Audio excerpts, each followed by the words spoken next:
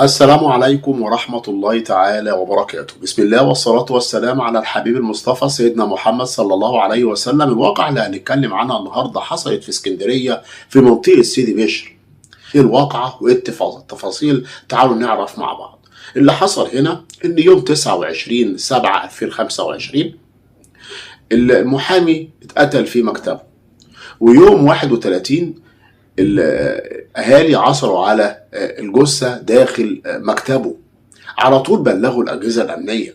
الأجهزة الأمنية طبعا بتفريغ الكاميرات والتقنية الحديثة والتحريات قدروا يعرفوا إن في 2 دخلوا عنده المكتب.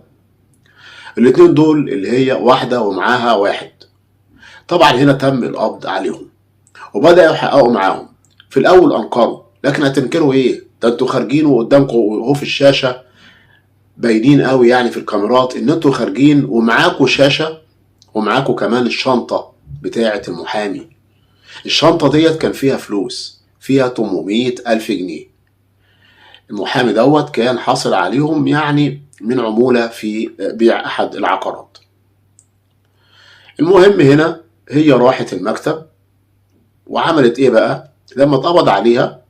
هي قالت أقوال طبعا في الأول علشان خاطر يعني انها تخلع من القضيه ديت باي طريقه. قالت ان هو يعني حاول ان هو يعمل معايا الرذيله وانا ما رضيتش، وكنت بدافع عن نفسي ودافع عن شرفي فضربته وخدت بعضه وجريت. لكن لا طبعا، هي لو ضربته، لو هو عمل كده وهو عايز يعمل معاها حاجه يعني كانت هتضربه ضربه ضربتين وتاخد بعضها وتجري.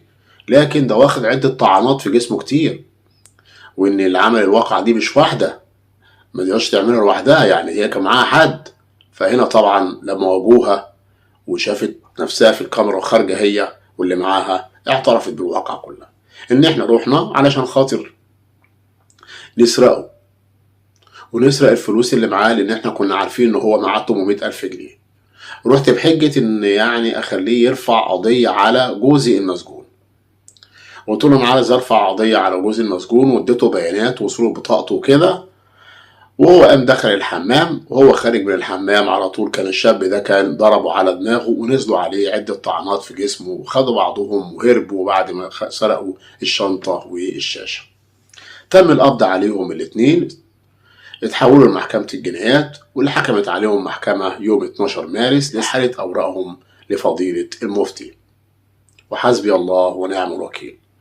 ذنبه ايه المحامي؟ ان هو معاه فلوس، دخلوا عليه المكتب، عملت عليه الحركه دي كلها، قالت عايز ارفع قضيه خلع على جوزي، خلوه داخل الحمام، وخرج من الحمام قتلوه، وخدوا الشنطه وخدوا الشاشه وخلعوا. لله الامر من قبل ومن بعد. اشكركم جدا، اتمنى من حضراتكم الاشتراك في القناه، تفعيل زر الجرس، والسلام عليكم ورحمه الله تعالى وبركاته.